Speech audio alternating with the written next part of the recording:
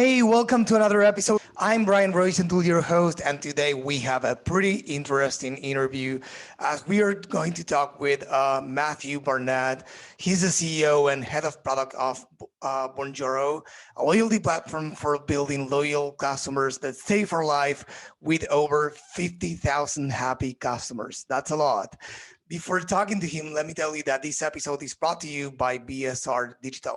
At BSR Digital, we help e-commerce brands that want to scale their business to the next level through Facebook, Instagram, and Google Ads. Yes, even after the iOS 14 update, now more than ever, we understand that it's really important to level up the marketing and design a solid strategy, as what used to work doesn't anymore. So if your e-commerce brand lacks a solid plan and professional team to increase sales, we can help the same way we have helped more than 1,000 e-commerce brands like yours for over a decade. To learn more, you can visit us at bsrdigital.com, and you can also email us at hello@bsrdigital.com. Now, as promised, I have Matt here with me. Hey, man, thanks for being on the show. No problem. Great to be here. Yeah, and thanks for waking up early to do this. I really, really appreciate this. But look at the coffee helps. I won't lie. I don't know how you do it. I mean, I think I wake up early. I think before 7 a.m. to take my twins to kindergarten, but yours is, I mean, in a different level, right? What time do you wake up? 5 a.m. It's the good time, right? It's the quiet time before the team wakes up well, it used to be before the world woke up, but now that we're 24/7 around the world, that's not the case anymore. But it's yeah, you're either a morning or night person. I would implore you, if you haven't tried it, give 5 a.m. a go for a couple of weeks. It takes a bit of getting used to, and then it's awesome. I have always heard about that kind of routine, waking up early, it's super quiet. I particularly choose the nights. Well, not anymore because otherwise I would get divorced, right? But I love usually the nights before, back in the university to study or to do some work. But never in the morning. I don't know why. I feel that I need the sleep, but I think it's all a matter of getting used to that, right? Yeah, it's a routine. Like, it's harder, right? You actually wake up, whereas nighttime you can just keep going. It's it takes effort. It's worth it, 100%. Awesome. Well, man, I'm super happy to have you here. So why don't you start by telling the audience more about your story? Yeah, so I run a company called Bonjoro. We ran an agency back in 2017. So the agency based out of Sydney, Australia, clients around the world. But really good for revenue, like a lot of fun for travel, but not so great for converting leads because everyone's on a different time zone. Australia is probably the worst time zone to be on. Like, great place to live, not great for global business. In terms of converting leads, like funnel, like as you all have, customers would come in, we'd be doing drip email campaigns, that kind of thing. We weren't great converting leads, but in person we were amazing. I'm very much like a jazz hands kind of guy. So we get in the room and do demos and kind of convert clients that way. So we started doing videos. We decided that, we need to get more of us in front of our customers. So every lead that came in, we built a little hack where it would notify us overnight. And then I used to take a boat to work in the morning. I'd do a video to that client on the boat on the way to work. So I'm like, hey, James, I saw you signed up from, Ogilvy in London. We already work with Budweiser and Anheuser-Busch and Stella Artois. I see you looking to do some work for Heineken. Look, I'll be in London in 6 weeks. Why don't I come in and kind of like show you around and show you what we do? And the first piece of comments they would ever get would be a video of me, like 30 seconds on a mobile phone, on a boat with the wind in my hair, seagulls flying around, and that's what they get. And they loved it, yeah. Like, so we like triple that conversion rates. Most of the time they couldn't understand me. I'm not the clearest speaker in the world, but on a boat with wind, they definitely couldn't hear what I say. But they were like, I heard you mention Budweiser. This is hilarious. Come in and see us, right? So they just thought it was funny. And that's the point of this, yeah, is that, when people like your brand and they like your offering, but they also like you, the people behind it, yeah? And I think, when we've gone online, we've lost a lot of that. So with us, we started to get more and more customers. Long story short, one of those clients asked if they could use this video messaging system. So we hacked it together over a weekend with a load of beers and pizza, put them on it. Some of their customers asked to use it. Within 12 months, it overtook the original agency in terms of size. And then what we've done is we've kind of like looked at where that was going, and essentially what we were doing was creating this amazing first impression for leads coming into a funnel, which generated more loyal customers from the get-go. And now we've started to look at how we help people build I guess, a customer funnel with loyalty as kind of the core strategy. So now we've just launched a video testimonials piece where you can collect testimonials off your customers, embed it on your site. It's really easy. So you can create more loyal customers and then use them. And we're starting to fill in more of the gaps along that journey. But ultimately, we also now run a SaaS company, and like loyalty is the number one way that we grow. Like everything's about lifetime value. There's no point getting a customer if they're just going to purchase with us once. We want them to come back, 5 years down the line and purchase more and more. That's the way that we grow. So we started to build that as a company and the ethos behind it. Yeah, that's a pretty interesting story. And about what you said, about, loyalty, lifetime value. It's that, things have changed, in the e-commerce space, in many spaces, right? But in the e-commerce space.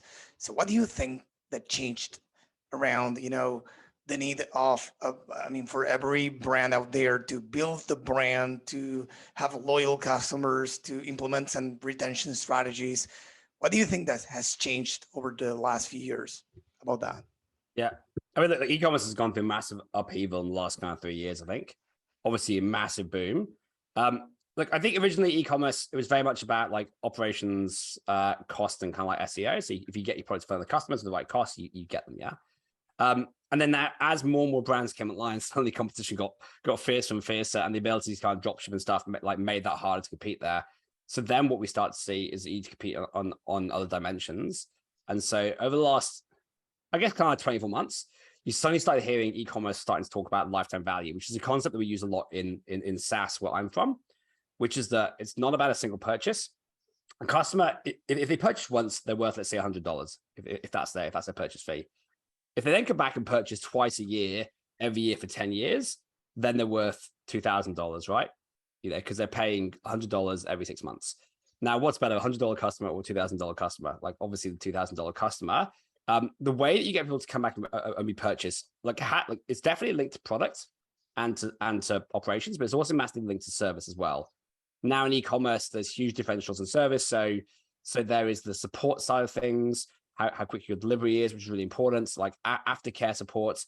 There's also the actual company and the brand as well, and the people behind it.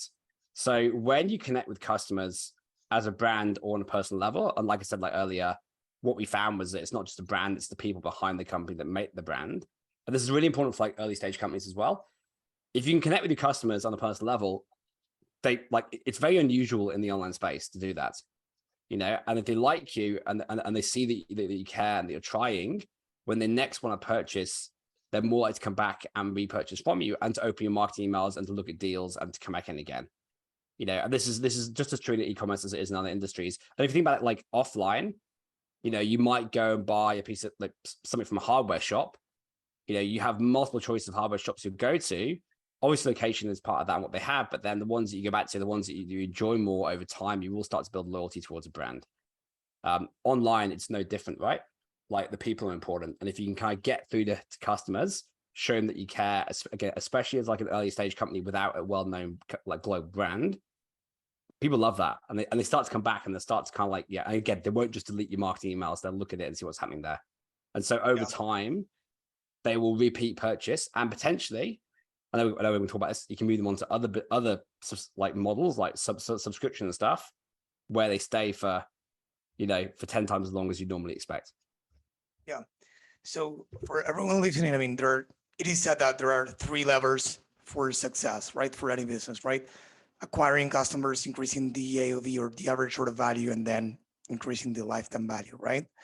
So in this case, the focus on the conversation, and correct me if I'm wrong, is not only on the first one, but it's most on the other 2, right? Increasing the AOV, increasing the LTV, of course, by increasing the customer loyalty, right? So what are some of the, some examples you can give the audience on how they can do that, through Bonjoro or without Bonjoro even, right? What are some of the tips that you can give the audience this Q4, for example, for increasing loyalty? Even in 2023, right? Not only for Q4. Yeah. So like, I'll talk about a couple of examples. One straight up, is so like, it does depend a little bit on your average purchase value, and your expected lifetime value. If you're selling $1 widgets, you might not want to invest as much time. If you're selling like pieces, then this is worth it. So what we see a lot of e-commerce do is they'll is they'll stick to their normal kind of lead funnel. So people coming in and purchasing their first product. Once they purchased, when delivery's gone out and the customers receive that package, either as it's being sent out, we'll often have people like in the workshop as they're packing up the delivery, sending out a message saying, hey, your delivery's on its way. Let us know when you get it and if you have any questions. So they build that excitement, right? And they do this with like this. I'll talk to video here because this is what we know. So do like a 10, 15-second video saying, hey, Jane, we just packed your product. It's on its way. Should be with you in a couple of days. Like, let us know when you get it, if everything's okay, or if you have any questions. Okay. So then Jane gets the excitement. She sees something's on the way. Like that's like unexpected, like pre-delivery service. More common is that once something has been delivered, what we'll have is people will wait a couple of days. They'll then drop a message in and say, hey, Jane, I saw that you received your XYZ. Just want to check that everything's okay. Is it as you expected? And if it is everything you expected, here's a link to, our Trustpilot review. Can you go and leave us a review, please? Now what that does is you kind of pop your head in. And first of all, if Jane has any like negative feedback or anything wasn't as expected, she doesn't go online and rant about it. She'll come straight back to you, yeah? And so you're preempting that, and so you're offering like great customer service, yeah? So she'll come directly back to you, talk to you privately. You'll be able to solve that, and then you have a happy customer. And often, like psychologically, if somebody has an issue and you solve it well, they become like, this is how you actually create advocates. So it gives you the opportunity to do that.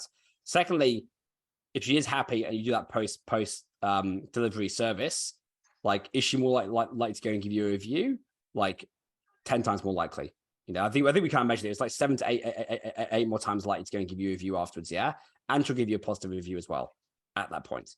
So what you're doing here is you're doing like support.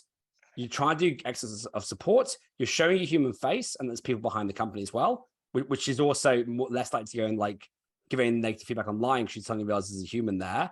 She's going to warm to your brand because you've taken time with her, and then she's going to go and give you, so you get like multiple hits here, right? It's a really good piece to do. No,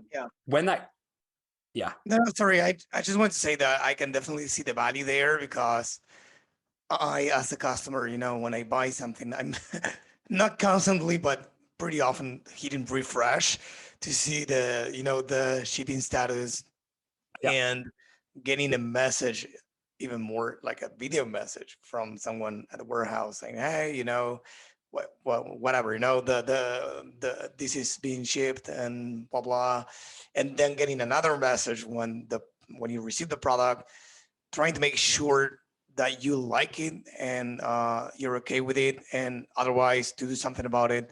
That's already in the early stage of the purchase, and it's a pretty good thing to do, right?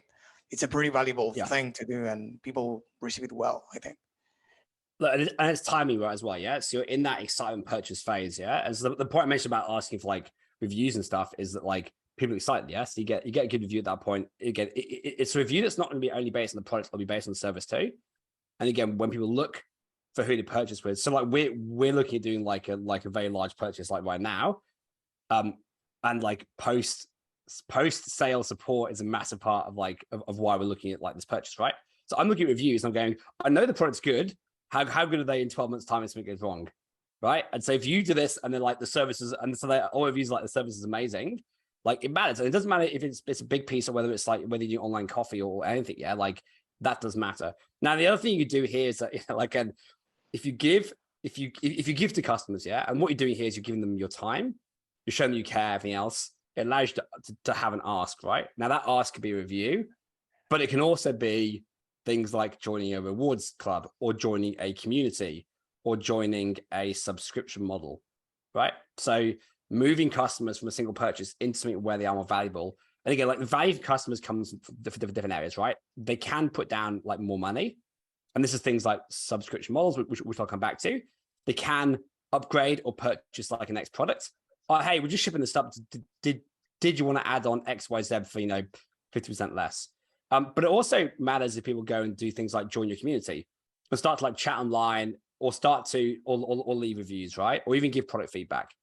Yeah, this is all about social proof, and this is all about driving new customers into your funnel as well. Yeah, so once you have a more loyal customer, we've given a great experience, that customer can potentially go and get you three more customers. So loyalty Okay. plays out not only in direct like lifetime value where they'll spend more, it also plays out in net new traffic, because like a lot of purchases today are driven by online reviews or referrals, right? You ask somebody, how about this? Yeah. Or someone Yep. says, hey, you should check out this company for X, Y, Z. Like it's ridiculous. So like we buy flour for making bread. Yeah. Like it's a commodity. But then one of the other guys on my team also makes sourdough, and he's like, hey, you need to try this flour. Like it's awesome. It comes in a couple of days. And so we go and buy that flour, right? And yeah, it's a Yep. commodity. Like I'm sure that flour is no different to the stuff we were buying before. We've now switched. So this referral thing is really important. But again, like it gives you that opportunity to ask someone to go on something else. And then if you ever reach out in the future with like marketing or with follow-up emails or like your drip campaign that comes, if that comes from the person who sent a video, everyone's like, oh, I remember Steve. He's that guy. Like they feel like they have a personal connection to you, yeah, like I do, yeah. And so you go, oh, this is not just a company. This is not just Amazon with no face. This is Steve doing his coffee delivery business, right? So Yep. a great example here is we have I'll talk about subscription models, and we're going to get to this. So like one customer we have does coffee beans, right? There's lots of great coffee beans. I'd say it's a fairly commoditized industry. You have obviously different like premium, mid, kind of low tier. It's dictated by price. When you buy online, you're not getting to taste the beans, right? It's things delivered by taste and flavor, but online it's about brand and pricing. Now, this guy, basically what he does is, and he's pretty big now, yeah. Like they actually go and like mix and roast all the beans themselves. So what he'll do is before stuff is shipped, is he'll do videos from the roasting room, and now the founder doesn't do it anymore. Like multiple of his team carry on this, yeah, because they kind of got too big. But they'll do it in the bean roasting area, and after an order, they'll be like, look, we're just roasting your beans. They're going to ship out in a couple of days. And what you actually get to see the machine, them doing it. And they're based West Coast in the States. So you're like, oh, wow, these guys are actually doing the roasting. This is really cool. And they have a business where there's like quite a nice place to do videos. Like it looks great. And at the end of the video, they go, did you know we have a subscription model where you can save $200 a year? And we'll deliver coffee to you every 2 months. Right now we're doing 5% off. If you want to switch over, there's a button on this video. Click on, and I'll add you to the list. Now, since doing the videos, I think they got 6 times more of their customers converting over to the subscription model. And they went, I think, in their first 2 months from doing like $5,000 a month subscription to I think $88,000 a month subscription. So from doing single time purchase to subscription, and then lifetime value went up, I think something like, again, like I'm just quoting here, I think it's like 14 times, because most of the customers will actually only purchase once because of brands and people will try the coffees and want to try the stuff. Yeah. And then suddenly they have people purchasing on a bi-monthly basis for the next kind of 3 years. So their business just like tripled overnight just Like for doing that. this. Yeah. And Yes, sir. Go ahead. and the whole reason the product was the same, the brand was the same, was the fact that there was a founder there in the room with the beans mixing, and people were like, I love this. This is a legit company. They're doing their products. They've taken time. I wasn't going to buy subscription, and everyone can see it on the site. Yeah. They're like, oh yeah, I'll just do it. Whatever. It's great. Yeah. All this is amazing, and I have a lot of questions, so I'm going to go through them one by one, right? Because it is said, and we have covered this in many episodes in the podcast, that people don't buy people don't buy products only anymore. They buy experiences, and you said it yourself in an interview, and I liked the way you said it. And it was something like, the review, for example, is not only based on the product; it's based on the experience. In this case, with the customer support, with the service you received, right? It's not only the product, right? Um, so a few things I don't want to forget about any, because it's really, really interesting, and I myself want to know the answers, right? But one of them is like, mapping out the customer journey. You have already covered a few, um, a few actions brands can take since the moment they are shipping the order until the trying to, suggest people to buy again, right? But one thing that I can keep thinking is that, it was it was always said that brands need to, it is better for brands to show what's behind scenes, to show what they stand for. But it's not that easy to mix it up in the customer journey. It was more of, I don't know, social posts, email marketing, but it was not like, I don't know how to say this, but embedded in the customer, in the customer Yeah. journey, right? In this case, you're saying, for example, the founder is actually recording a video showing how they are roasting the coffee beans, right? So that's like showing behind the scenes the processes. It's not a social video, a generic social video showing, this is our factory, this is how we do it. It's actually within the customer experience. Does it make sense? That's the Yeah. cool thing Yeah. about it. Yeah. I like to look like that guy now. Like he doesn't do it anymore. Yeah, his team do it. Yeah, and they have a massive like a massive warehouse, mostly beans. Yeah, but like people are on the floor there working. Yeah, so they can take 10 minutes and go to these. Yeah, so like it's a process, right? And not everyone every e-commerce is in there because it might be doing drop shipping for somewhere else. Yeah, but it doesn't really matter. It's not so much about the fact the beans are there. Like it makes his really cool, but it's more about the fact that he would take time. Yeah, or somebody on the team would make the time. It doesn't have to be the founder. Again, when you first start, you, like do it, yeah, because you also get loads of feedback, right? It's also really good for like keeping one-on-one to your customers. But I think having those personalized touch points. So the key here is personalization, right? Now, the one thing that e-commerce has that I'm massively jealous of, like again, we're an online subscription software, is that we don't ever get to put anything in people's hands, right? Like if you turn the power off, our brand will be gone into the like it's disappeared, right? Like there's nothing on people's desks. Yeah. Yeah, so we looked at how about so like we do something in our company where when people hit certain like periods in where they've sent X number of videos or they've used the platform for so long, we basically send people bear suits. So we send them because our logo is a bear.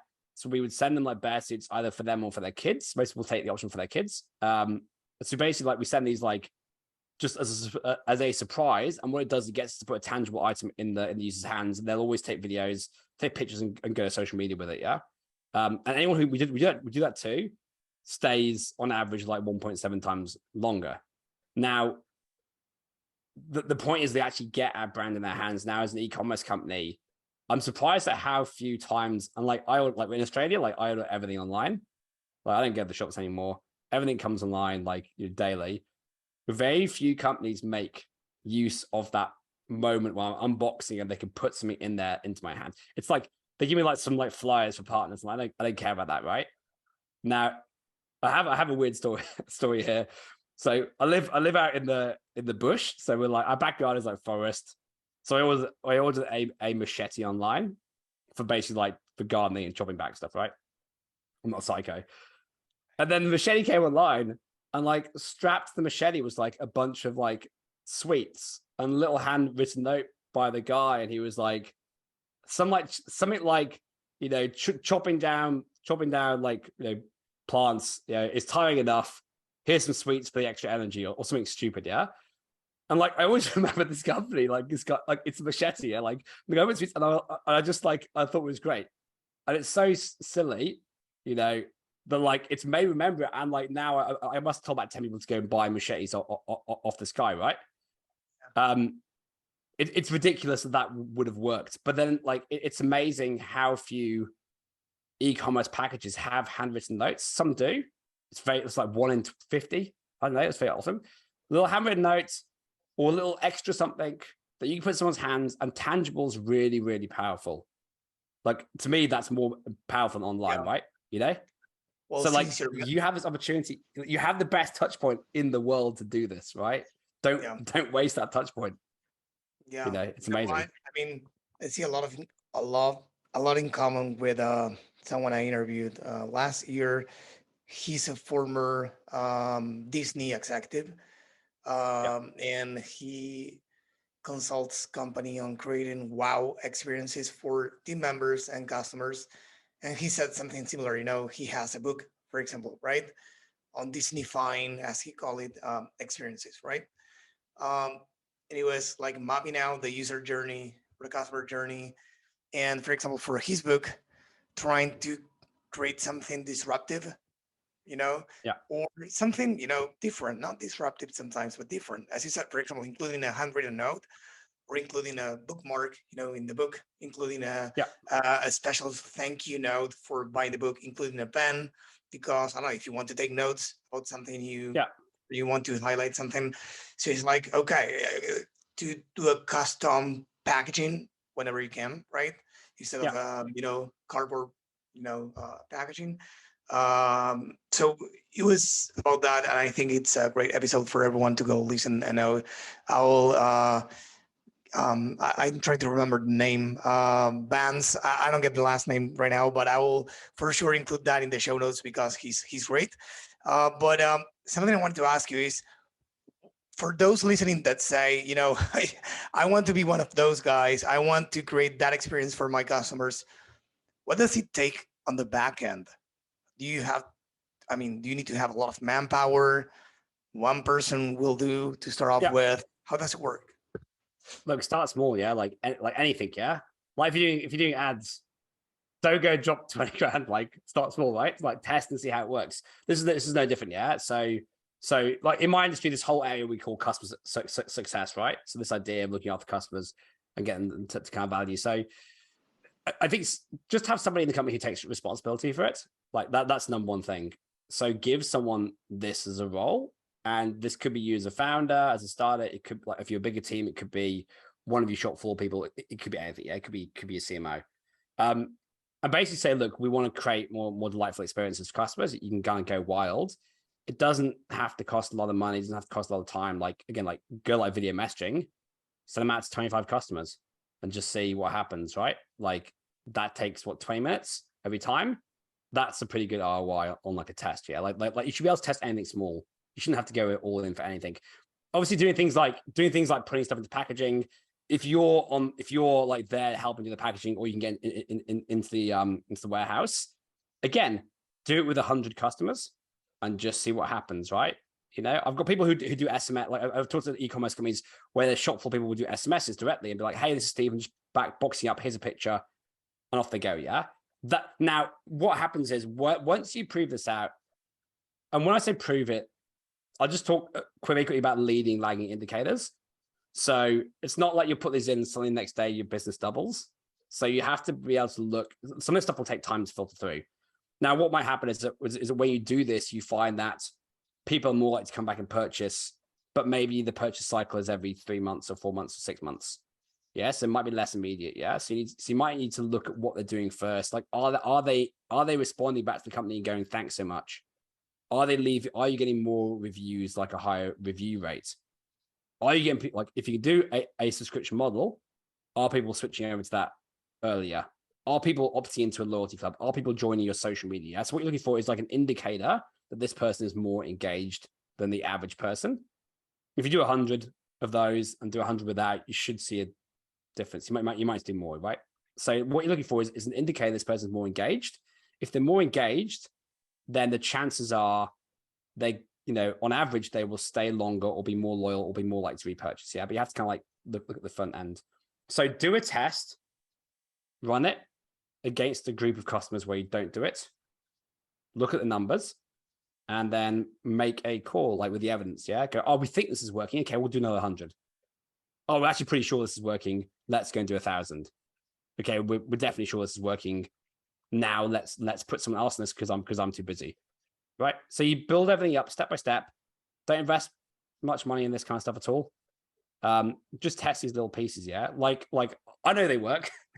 I guarantee they work. What you might find though is that some touch points are more valuable than others, and some mechanisms, so digital versus real world, like delight options, might work better for you as a company. It depends on your brand and what the product is doing and how your cycle goes. The one thing I mentioned very quickly, because I keep saying subscription models. I know we said this at the beginning. Personally, I think any e-commerce company could do a subscription model to an extent. I think just thinking outside the box, yeah, you've like something like the coffee guy is super easy because you can order coffee on a regular basis. Whereas other pieces like high ticket items or one-off purchases, you could do things like just think about something else you can sell as a subscription. So you can go and get a new product that you can sell alongside it as a subscription. The other thing you can do is I see a lot of companies now, like there's a big company here called Naked Wines, it's in the States and the UK as well, where basically you're buying wine. What they do is they take money off from your bank account every single month. So they take like $10, $20, and then when you've got $150, which might take 12 months, they then message you and be like, hey, go buy some wine. You've got enough money now. So you're not actually buying wine every month. They're taking money so you can then go and buy it later on. So they act as like a bank account. And they obviously have other mechanisms where they can use that money for interest and stuff, right? But it's super interesting because suddenly when the money's in there, and they'll happily pay it back to you at any point, so zero risk for the customer. Suddenly they're like, oh, you've got this money. Do you want to get something else? And you're like, oh, sure, cool. Off we go. I think there's like really creative ways you can do things like subscription to keep customers coming back again and again, and as a revenue model, if you could do it like 100%. I'm just telling you, like it's an awesome business model. Yeah, I have a few questions on that. That's pretty interesting. I'm thinking, subscription, as you mentioned, doesn't need to be on your core offer, or it could be. I mean, No. it could be a complementary service you offer, complementary products, as you said. It could be a subscription to your main products too. It could be a downsell to, I don't know, some people I know they offer, I don't know, join our community for X a month, besides, the consumer products. What other things have you seen useful for a subscription model besides that? Or I don't know. Yeah, so services and content is interesting. It doesn't have to be a physical product, right? So, I've seen physical product companies then launch like software companies off the back of it, yeah. Or like an app that helps you, like a health foods company launches like a health foods app to track stuff, yeah. Like you said, you can always join like a subscription where you put money $1 a month, and then you get bigger discounts in the future, or discounts for friends or something else. Yeah, like I think the point of this, like, there's 2 points to a subscription model, and to think about approach it this way. Yeah, to think backwards from the reason why you're doing it. The first one obviously is revenue. So the customer pays again, yeah, then their lifetime value is higher. Yeah, so that's great. But as important is the fact that you keep that person, you have a reason to keep that person engaged with your brand. And if somebody is paying you on a regular basis, they are by default already more engaged in your brand because they're putting money where the mouth is, so to speak. Right. So if you're paying something every month, are you more likely to go and purchase from that, or to use that revenue? Like absolutely. Yeah. Or to use that company. So it gives you a reason to keep talking to that customer. And if you keep talking to them, if you could take $1 a month off a customer for something non-committal, like it seems like nothing, but if they're giving you that, how easy is it to then go, oh, just add this $20 on, just click here and pay, and they have to add the credit card details. There's no friction there. The friction's super low. It pops up and they go, yeah, cool, and that's done, right? So like, but the point is, if they're paying you like a micro amount, and then $1 could be for services, it could be for content, it could be for extra support in the future, warranty is subscription, like all these things, yeah. It's much easier to then like go back to them and get them to purchase something else down the line. That for me is almost, for some companies that's almost more interesting than the actual like revenue piece, because like I say, it could be an incremental subscription that leads to future revenue down the line, or maybe you're going to launch another product in 6 months that this customer will then want, right? Yeah. But in 6 months, if they're gone, you can't sell it to them. So how do you keep them engaged for that 6 months? Yeah, I read something, I think by Alex Hormozy recently, talking about, having to always have something to sell or to offer on the back end, right? Not only on the front end. Everyone is focusing on the front end, on the first purchase, on the ROAS, right? But not on the lifetime value, not on the offers they can have on the back end. And that could make their lives much easier, right? As well as, keeping up with the high cost of acquiring customers nowadays. If you're acquiring customers through advertising, for example, or any other paid channel, it's not cheap to get people through the door. And once they buy from you, why don't having yes, exactly. Or partner, or like partner with other companies, right? So take like often I'll see subscription. So like, it's just a lot in subscription models where you get like the wine, and they'll be like in there, there'll be things like HelloFresh and all the other subscription models, like discounts, right? But then when HelloFresh send theirs out, they'll put in the cards from Naked Wines. Yeah. So basically all these companies partner together, and they all kind of share that user base, because they know they're a user base who will pay a monthly fee. So the other thing you do is team with the company. So let's say you don't have a second product. team up with somebody else who does. Maybe they become the subscription, but the deal is you're then allowed to put your marketing material in the box to their customers, right? Yeah. But you drive them subscription customers. So like you share the customer base, and between you, you're able to offer something that's ongoing value for that customer, right? Like that's really interesting. And there's definitely companies you can find to do that with. Often the sum of the parts is worth the whole is worth more than the sum of the parts. That makes sense, yeah. So they might charge $10, you might charge $10, but together you can get $50. Yeah. Yeah, 100%. I think that's out of the box. Do you have, I mean, at the top of your mind, some Shopify apps or some apps e-commerce brands can use to do this subscription, the switch to the subscription model easily? I know there's quite a few out there.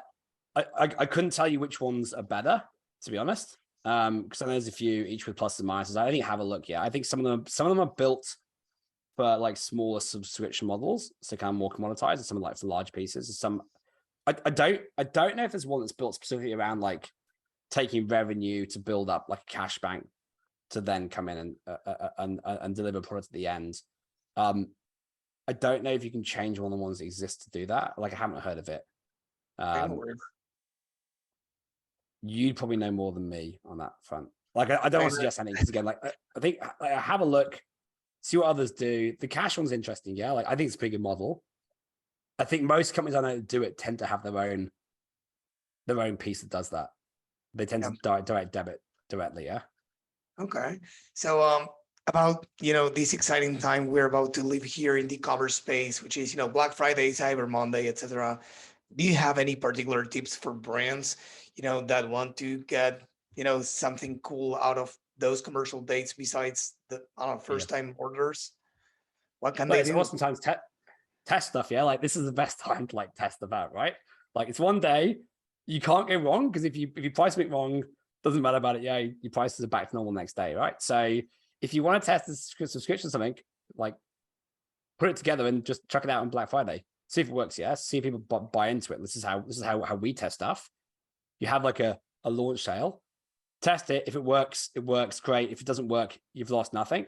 The other thing is just more traditionally, when you are selling through Black Friday, put something in those boxes, like delivery digital experiences afterwards, yeah, because you suddenly got like this extra funnel that comes in, like if you've done your job correctly. It's a great cohort to measure and say, can we keep that cohort longer? Yeah, I know they're obviously coming in for sales, but they're still cohort, right? So, and they're a very definable cohort where they've come in a few days and you can measure them and you can keep hold of them. So it's super easy to watch. Yeah. So if you try new stuff with this cohorts, it's super easy to measure them versus your normal customers and see, do they repeat purchase this time? Again, just be aware, obviously there are biases. People coming in for Black Friday sales might not be your normal customers. So I think just there is an awareness there. But it's a great time to try new experiences because you can measure them and look at them in 6 months and say, did they repurchase? Did they stay longer? Did this work? X, Y, Z? And we know that we did this on those 2 days. So I think it's a really good time to try that. It's a really good time to test stuff. And again, if you mess something up, doesn't matter because it's Black Friday. The next day you put your prices back to normal, and like no one's going to notice, right? Yeah. You've been great. I mean, you've shared a lot of value because we usually talk about, acquisition or retention through email marketing, SMS, but not about, customer loyalty and how to probably create disruptive and different, approaches to the customer journey. So this is great. Everyone should go and check Bonjoro. Everything mentioned here, every resource will be in the show notes. If you head to fitgrowthmachine.com, every show note will be there. If you are on Apple Podcast, you will have the brief version of the show notes. So you head to fitgrowthmachine.com to see the full show notes with every resource mentioned here. You've been great. And to wrap up, I like to ask the guest about the favorite books. I cannot keep I keep reading about the same thing over and over again, right? So this is more of a selfish question, and I hope, of course, it's useful for the audience to get more, insightful books on business, productivity, or anything else. It's healthy too.